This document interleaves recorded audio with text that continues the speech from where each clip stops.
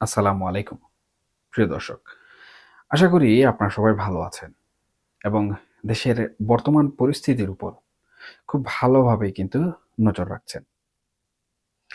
আজকে আমি আপনাদের সাথে এমন একটি বিষয় নিয়ে কথা বলবো, যা হয়তো আপনারা অনেকেই অনুভব করছেন। কিন্তু সেভাবে আসলে মিলিয়ে দেখার কোনো ধরনের সুযোগ পাননি। রাজনীতির মাঠে দৃশ্যপট কিভাবে চোখের পলকে বদলে যায়, তা গত কয়েক সপ্তাহে আমরা হাড়ে, হাড়ে টের পাচ্ছি।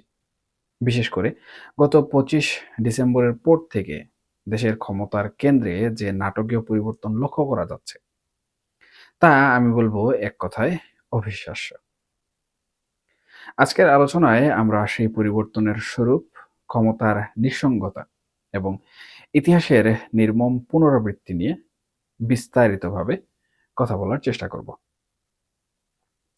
আপনারা নিশ্চয়ই খেয়াল করেছেন, গত প্রায় ১৬-১৭ মাস ধরে বাংলাদেশের রাজনীতির কেন্দ্রবিন্দুতে ছিলেন একজন মাত্র ব্যক্তি। তিনি হচ্ছেন আমাদের প্রধান উপদেষ্টা ডক্টর মোহাম্মদ ইউনূস।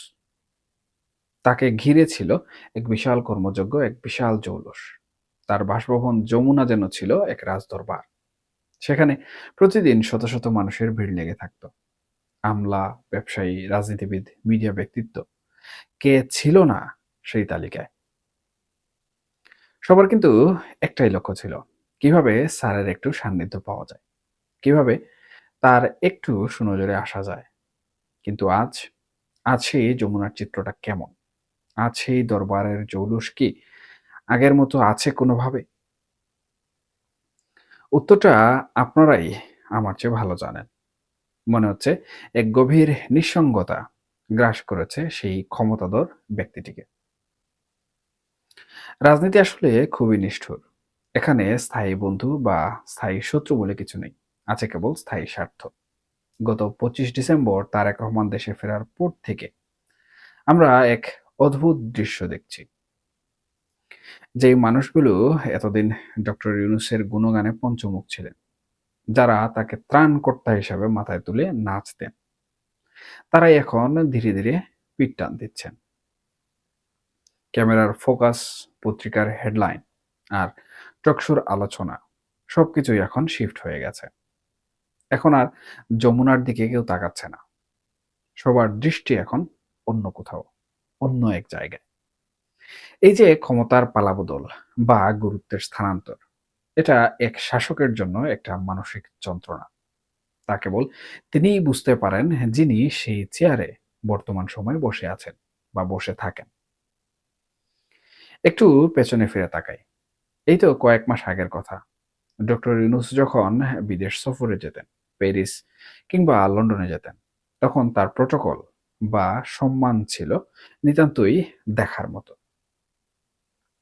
তিনি যখন দেশে ফিরতেন, তখন এয়ারপোর্টে তাকে রিসিভ করার জন্য লাইন পড়ে যেত। তার প্রতিটি কথাকে মনে করা হতো বেদবাক্য। তিনি যখন কোনো রাজনৈতিক দলকে ডাকতেন, তারা সেখানে দৌড়ে দৌড়ে ছুটে আসতো। বিএনপি, জামাত থেকে শুরু করে সবাই তার ডাকে সাড়া দিত। তার সহকারী বা প্রেস সচিবদের দাপটটাও ছিল চোখে পড়ার মতো। তাদের একটু ছোঁয়া পাওয়ার জন্য মানুষ ঘন্টার পর ঘন্টা অপেক্ষা করত। কিন্তু আজ সেই দৃশ্য কোথায়? সেই তোষামোদকারী দল, সেই সুবিধাবাদী গোষ্ঠী, তারা কি এখনো আছে? নাকি তারা নতুন সূর্যের দিকে মুখ ঘুরিয়ে নিয়েছে? আসলে আমাদের দেশের এক শ্রেণীর মানুষের চরিত্রই এমন। তারা সবসময় ক্ষমতার পূজারী। যখন তারা দেখছে ডক্টর ইউনূসের হাতে ক্ষমতা, তখন তাকে ঘিরে ধরেছিল। তাকে বুঝিয়েছিল যে তিনি সব, তার বিকল্প নেই। এমনকি তাকে ঘিরে কিংস পার্টি বা নতুন রাজনৈতিক দল গঠনের এক বিশাল আয়োজনও কিন্তু আমরা স্বচক্ষে দেখেছি। আপনারা নিশ্চয়ই ভুলে যাননি, গত কয়েক মাসে বেশ কিছু নতুন মুখ, বিশেষ করে ছাত্র আন্দোলনের কয়েকজন নেতাকে ঘিরে কেমন উন্মাদনা তৈরি হয়েছিল। বলা হচ্ছিল এরাই আগামীর বাংলাদেশ, এরাই হচ্ছেন ভবিষ্যৎ প্রধানমন্ত্রী। এনসিপি বা এই জাতীয় নামের রাজনৈতিক প্ল্যাটফর্মের কথা ব্যাপকভাবে শোনা যাচ্ছিল। মিডিয়ার বড়, বড় রাঘববোয়ালরা যারা গত ১৫ বছর এককভাবে চলেছে, তারা হঠাৎ করে এই তরুণ নেতাদের সাথে সেলফি তোলার জন্য, তাদের সাথে হাত মেলানোর জন্য হুমড়ি খেয়ে পড়েছিল।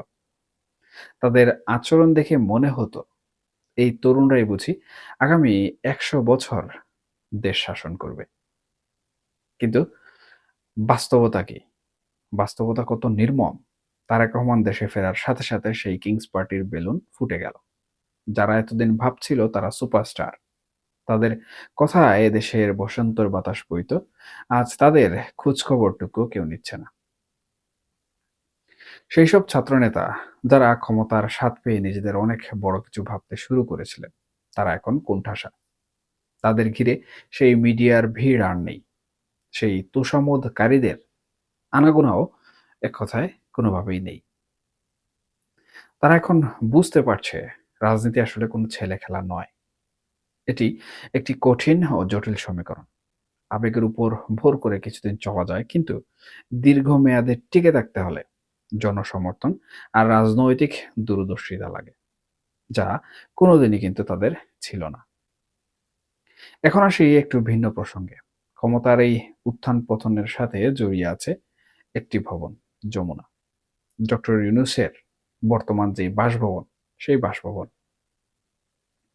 এই ভবনটিকে ঘিরে এক অদ্ভুত মিথ বা কুসংস্কার প্রচলিত আছে। অনেকেই বলেন এই ভবনটি নাকি তার বাসিন্দাদের জন্য খুব একটা সুখকর হয় না। ইতিহাস কিন্তু সেই সাক্ষ্যই দেয়। আপনারা যদি একটু খেয়াল করেন, এই ভবনটি তৈরি করা হয়েছিল সাবেক রাষ্ট্রপতি এরশাদের ভাইস প্রেসিডেন্ট মওদুদ আহমেদের জন্য। কিন্তু তিনি সেখানে শান্তিতে থাকতে পারেননি। তার রাজনৈতিক জীবনে বিপর্যয় নেমে এসেছিল। এরপর সেখানে ছিলেন লতিফুর রহমান, সাবেক তত্ত্বাবধায়ক সরকারের প্রধান। তার বিষয়টাও খুব একটা সুখকর কিন্তু ছিল না।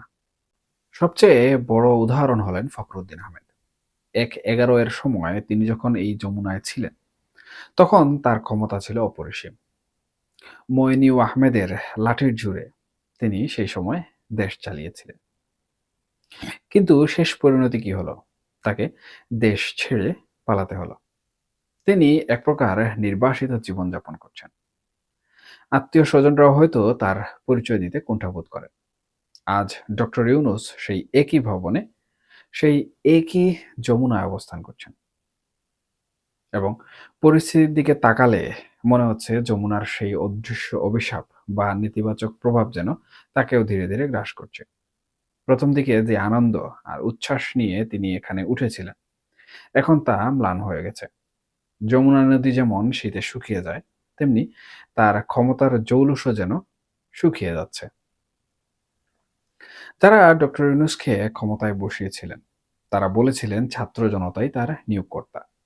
কিন্তু আমরা যারা একটু গভীরভাবে চিন্তা করি, তারা বুঝি এর পেছনে হয়তো আরো বড় কোনো শক্তি ছিল। হতে পারে সেটা কোনো বিদেশি শক্তি, হতে পারে ভূ-রাজনৈতিক কোনো সমীকরণ। এমনকি কিছু ধর্মভিত্তিক দলের নেতারা তো এমনও বলেছিলেন যে তাকে স্বয়ং আল্লাহ মনোনীত করেছেন এবং তার বিরোধিতা করা মানে আল্লাহর সাথে নাফরমানি করা। আজ সেই নেতারা কোথায়? আজ যখন ডক্টর ইউনূস একা হয়ে পড়েছেন, তখন তারা কি নতুন কোনো ফতোয়া খুঁজছেন? নাকি নতুন কোনো কারিশমা খুঁজছেন? সুবিধাবাদীরা সবসময় এমন হয়। যখন তারা দেখে জাহাজ ডুবছে, তখন তারা সবার আগে লাফ দেয়।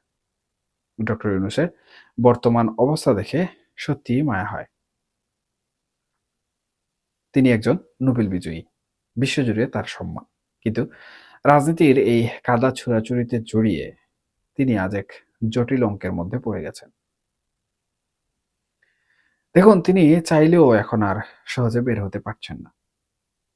তিনি চাইলেই এখন আর তার সেই প্রিয় গ্রামীণ ব্যাংক বা সামাজিক ব্যবসার জগতে কোনোভাবেই ফিরে যেতে পারছেন না। তিনি একটি ঘোড়াটোপে বন্দী। তার চারপাশে যারা ছিল তারা তাকে ভুল পথে চালিত করেছে। তাকে ভুল স্বপ্ন দেখিয়েছে। এখন যখন বিপদ সামনে, তখন তারা সটকে পড়েছে। বিশেষ করে ব্যবসায়ী এবং আমলারা, যারা বাতাসের গতিবেগ সবচেয়ে আগে বুঝতে পারে। তারা এখন তারেক রহমানের দরবারে রোজ হাজিরা দিচ্ছে। তারা খুব ভালো করেই বুঝতে পারছে আগামী দিনের ক্ষমতা কোথায়। তাই তারা আর ডক্টর ইউনূসের দিকে তাকিয়ে সময় নষ্ট করতে চাইছে না। এমনকি যে মিডিয়া তাকে হিরো বানিয়েছিল, তারাও এখন তাকে নিয়ে নেতিবাচক খবর প্রচার করতে বা তাকে এড়িয়ে চলতে শুরু করেছে। মানুষের এই পরিবর্তনশীল মনস্তত্ত্ব সত্যিই কিন্তু বিস্ময়কর।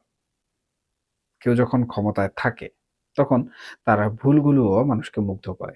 আর যখন ক্ষমতা নড়বড়ে হয়ে যায়, তখন তার ভালো কাজগুলোও মানুষ পুরোপুরিভাবে ভুলে যায়। ডক্টর ইউনূস হয়তো ভাবছেন কেন এমন হলো? কেন এই মানুষগুলো যারা কিছুদিন আগেও তার পায়ের কাছে বসে থাকতো, আজ তারা চোখ রাঙাচ্ছে কিংবা তার থেকে মুখ ফিরিয়ে নিচ্ছে? এর উত্তর হলো তিনি মাটির সাথে সংযোগ স্থাপন করতে পারেননি। তিনি এবং তার উপদেষ্টারা বা তথাকথিত কিংস পার্টির নেতারা মনে করেছিলেন মিডিয়া আর সোশ্যাল জিম্মিক দিয়েই দেশ চালানো যাবে। তারা তৃণমূলের যে রাজনীতি, সেই রাজনীতি, মানুষের পালস আর রাজনৈতিক দলগুলোর সাংগঠনিক শক্তিকে অবজ্ঞা করেছিলেন। তারা ভেবেছিলেন রাজনীতিবিদেরা সব খারাপ আর তারা ফেরেশতা। এই অহংকারই আমি মনে করি আজ তাদের পতনের মূল কারণ হয়ে দাঁড়িয়েছে। আমাদের সামনে এখন একটাই প্রশ্ন, এর শেষ কোথায়? ডক্টর ইউনূসের এই নিঃসঙ্গতা কি তাকে মইনু বা ফখরুদ্দিনের মতো করুণ পরিণতির দিকে নিয়ে যাবে? নাকি তিনি সম্মানজনকভাবে একটি বিদায় নিতে পারবেন? আমরা কেউই আসলে চাই না এই বয়সে এসে তাকে অপমানিত হতে হোক। তার যে অবদান, বিশেষ করে ক্ষুদ্র ঋণ বা সামাজিক ব্যবসা, তা অনস্বীকার্য। কিন্তু রাষ্ট্র পরিচালনার মতো গুরু দায়িত্ব কাঁধে নিয়ে তিনি যে পরিস্থিতির শিকার হলেন, তা থেকে বের হওয়া কোনোভাবেই কিন্তু সহজ হবে না। আমরা আশা করব তিনি বাস্তবতাকে মেনে নেবেন। তিনি বুঝতে পারবেন যে জোর করে বা কৃত্রিমভাবে ক্ষমতায় টিকে থাকা যায় না। জনগণের ম্যান্ডেট বা সমর্থন ছাড়া কোনো সরকারই শেষ পর্যন্ত কোনোভাবেই সফল হতে পারে না।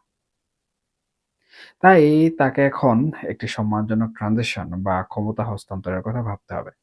তিনি যদি জেদ ধরে বসে থাকেন বা তার আশেপাশের চাটুকারদের কথায় কান দেন, তবে তার পরিণতি হয়তো ইতিহাসের ওই কালো অধ্যায়গুলোর মতোই হবে, যা আমরা কোনোদিনও কেউ চাই না। যমুনা ভবনের সেই নিঃসঙ্গ প্রবীণ মানুষটির জন্য আমাদের করুণা হতে পারে, কিন্তু ইতিহাস কখনোই কাউকে ক্ষমা করে না। তিনি যদি সঠিক সময়ে সঠিক সিদ্ধান্ত নিতে ব্যর্থ হন, তবে তার মাসুল কিন্তু তাকেই দিতে হবে। আর যারা এখন নতুন করে ক্ষমতার স্বপ্নে বিভোর, তাদেরও মনে রাখা উচিত আজ ডক্টর ইউনূসের যে অবস্থা, কাল আপনাদেরও একই অবস্থা হতে পারে। কারণ এই সুবিধাবাদী গোষ্ঠী কাউকে আপন করে না, তারা কেবল ক্ষমতার কাছে আপন থাকে। প্রিয় দর্শক, রাজনীতির এই খেলা আসলে বোঝা বড় দায়। আজ যে রাজা, কাল সে ফকির। আজ যে ভিড়ের মধ্যমণি, কাল সে জনমানবহীন এক দ্বীপে একা, নিঃসঙ্গ। ডক্টর ইউনূসের এই বর্তমান পরিস্থিতি আমাদের সেই চিরন্তন সত্যিটি আবার মনে করিয়ে দিচ্ছে। আমরা চাই দেশে শান্তি ফিরে আসুক, একটি সুস্থ রাজনৈতিক ধারা বজায় থাকুক। কিন্তু তার জন্য দরকার সৎ সাহস এবং সঠিক সময়ে সঠিক সিদ্ধান্ত নেওয়ার ক্ষমতা।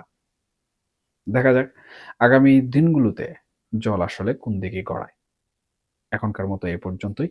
সবাই ভালো থাকবেন, সুস্থ থাকবেন এবং অবশ্যই নিরাপদে থাকবেন। আল্লাহ হাফিজ।